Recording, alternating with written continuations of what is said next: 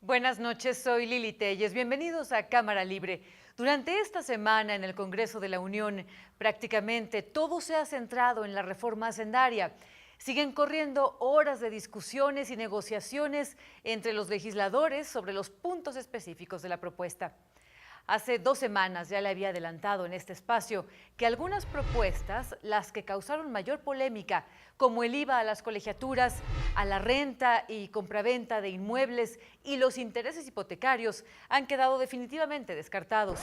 Otros, como la homologación del IVA en los estados de la frontera norte, han sido aceptados y subirá el IVA del 11 al 16%, como en el resto del país.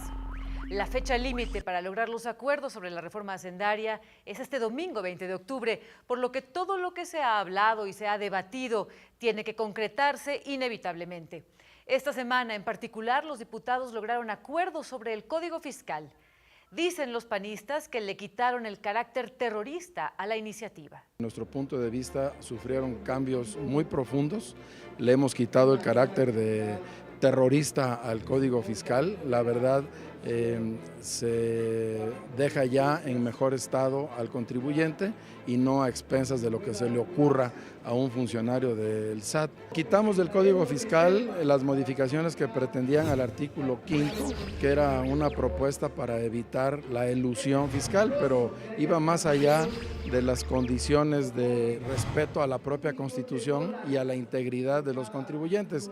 Y finalmente eso se quitó, porque dejaba en manos de la autoridad la definición de si eran buenas o no las actividades o los comprobantes o los contratos que pudiera tener una empresa simplemente por el hecho de señalarlo la propia autoridad o el auditor del SAT ante la empresa. También limitaron la capacidad del SAT en los embargos precautorios para garantizar un crédito fiscal, al monto exclusivo que están pretendiendo cobrar y no a todo lo que se le ocurra al SAT embargar de una empresa, incluyendo las cuentas de cheques que embargaban y dejaban a las empresas sin la capacidad de pagar sus compromisos y hasta a sus propios empleados.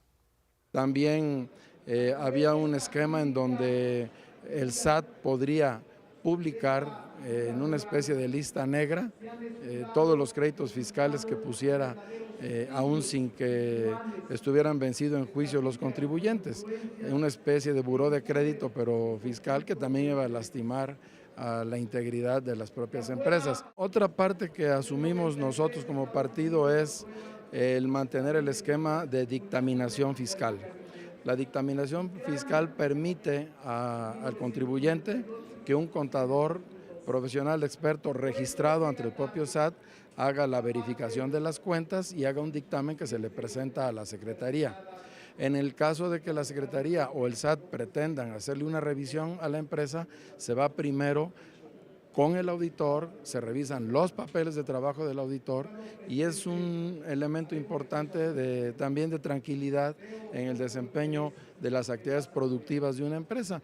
A los panistas no les gusta la propuesta de reforma hacendaria porque piensan que no va a mejorar el crecimiento económico ni la generación de empleos. No consideramos que esté cumpliendo con un compromiso más que hizo de campaña en este sentido y el Partido Acción Nacional va a ir en contra de toda la propuesta de sangrado o toda la propuesta de sacarle recursos a los trabajadores del país y a los emprendedores del país, que son quienes finalmente están generando la riqueza. Los panistas dicen que esta reforma va a desangrar a los mismos que siempre pagan impuestos. Y el Partido Verde los critica con dureza. Pero con todo respeto, el hablar de que estamos desangrando es simplemente hacer política un tanto baratita por parte de mi amigo Juan Bueno y ya ni digo de Ernesto Cordero. Al PAN no le gusta que los empresarios tengan nuevas reglas de consolidación fiscal. Jamás hicieron un intento para regularla, jamás en 12 años. Pero para poder invitar al sector informal para que sea parte del sector formal, no es a fuerzas no es de manera obligatoria, sino es generándole algunos incentivos. ¿Qué incentivos hay?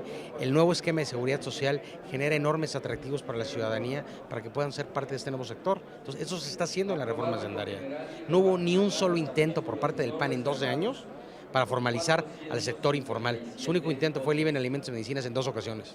Ese fue el rostro del PAN.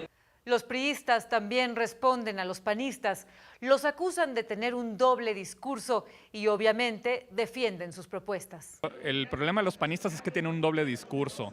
Vienen y dicen una cosa aquí y hablan afuera y protestan y hacen otras cosas. Cada día nos salen con alguna sorpresa. Los panistas y periodistas son como una caja de sorpresas. Entonces eso realmente no ayuda a que podamos ir avanzando rápidamente en la definición de la reforma hacendaria. Esta es una reforma hacendaria y una reforma de seguridad social. Obviamente estamos conscientes de que es importante dar certeza al inversionista, dar reglas claras a los sectores productivos para que puedan seguir generando empleos. Estamos muy conscientes de que esta reforma hacendaria realmente está enfocada a fortalecer el sistema de seguridad social y al mismo tiempo es una reforma hacendaria que sí va a mover la economía. Y los perredistas aseguran que no se verán afectadas las clases medias, como afirman los panistas. No es cierto. A ver, la clase media del decil noveno para abajo no sale afectada con el ICR. El ICR, como está planteado, a los que pretendemos impactar son los que están en el último decil.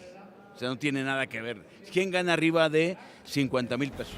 Es una franja muy pequeña y no tiene que ver con la clase media que está entre los deciles, diríamos, del 5 al 9. Esos no salen afectados ni salen impactados con lo que estamos planteando en los impuestos.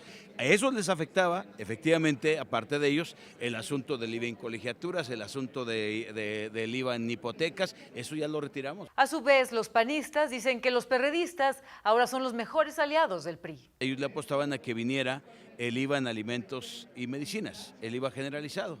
Nosotros, planteamos siempre que eso no aceptaríamos. Lo que se viene haciendo es buscar la manera de que paguen más los que más ganan y de que paguen más los que más tienen. Al Partido Acción Nacional en la Cámara de Diputados le parece que quienes hicieron la propuesta de reforma hacendaria no conocen la realidad social y económica del país. Los priistas están también defendiendo la propuesta del presidente. Nosotros hemos apelado a la sensibilidad de los propios diputados priistas que tienen sensibilidad, que están viendo también lo que nos pide la gente en la calle, de dar marcha atrás a esta propuesta que no es afortunada. Es una mal propuesta, tal parece que no conocen, quienes hicieron la propuesta, no conocen la realidad social y económica del país en virtud de una iniciativa tan mala que presentaron. Y es el Partido Verde quien defiende a quienes crearon la propuesta. Bueno, lo que está haciendo mi amigo Juan Bueno y algunos panistas es hacer política nada más. La realidad es que si algo tiene esta iniciativa, y más con la depuración que se hizo, tiene un rostro absolutamente social. Yo me acuerdo en el año 2009 cuando el presidente Calderón quería meterle 2 puntos de IVA a los alimentos. Eso sí era desangrar a los más pobres de este país. O cuando el presidente Calderón presentaba iniciativas para generar un déficit escondido, cosa que lo hizo. El déficit, en primer lugar, está satinizado porque por muchos años se utilizaba para cubrir gasto en cuenta corriente, pero cuando hoy como México, que traes el 40% de tu PIB en deuda, es absolutamente manejable y te sirve para construir infraestructura, te sirve para construir gasto de inversión, jamás para gasto corriente. Entonces creo hoy que hay finanzas bien manejadas por un hombre muy capacitado, muy inteligente como Luis Videgaray. Con mucho respeto, pues digo, es su apreciación, su valoración. Es decir, porque lo que tienen que decir con toda claridad los del PAN, pues es que están defendiendo todo el planteamiento del Consejo Coordinador Empresarial. Y ahí tenemos discrepancias. Nosotros tenemos una relación respetuosa con los empresarios, de diálogo, de intercambio, pero también ellos saben perfecta y están conscientes de que no estamos peleando porque el país tenga más ingreso y porque se acaben los privilegios. Y como ejemplo, tratan como privilegio el IVA en la frontera norte, que ahora subirá y será igual al del resto del país, a pesar de que los estados fronterizos con la Unión Americana viven condiciones económicas diferentes precisamente por esa vecindad. Los panistas intentaron detener esta homologación del 11 al 16%. Porque es impuesto, es decir, no se traduce en beneficios para el consumidor. Lo usan generalmente las empresas para poder abaratar el pago que hacen al SAT. Entonces, haz de cuenta, lo produces acá en Puebla, pero lo registras como si estuvieras produciéndolo en la frontera. Allá pagas el 11% de IVA y al productor se lo estás vendiendo con el 16% de IVA de todas maneras. Y es un tema muy claro. Hicimos un análisis muy serio, muy cuidadoso con las diferentes organizaciones fronterizas y también con los diputados que están en la frontera y con la gente que vive en la frontera.